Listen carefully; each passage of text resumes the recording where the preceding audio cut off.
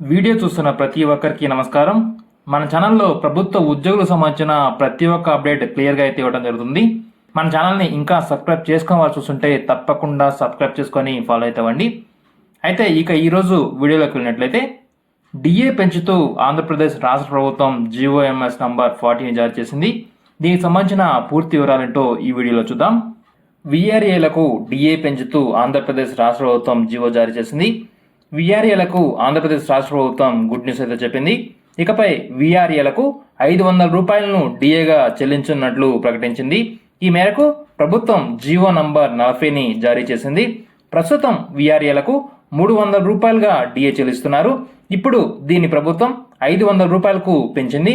కాగా రాష్ట్రంలో సుమారు 19,500 మంది విఆర్ఏలు విధులు నిర్వర్తిస్తున్నారు.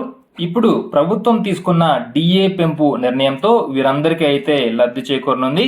విఆర్ఏలకు డిఏ పెంచుతూ ఆంధ్రప్రదేశ్ రాష్ట్ర ప్రభుత్వం జారీ చేసిన జీఓఎంఎస్ నంబర్ 40 డేటెడ్ 2/2/2024 కాపీని మీరు ఇక్కడ చూడొచ్చు.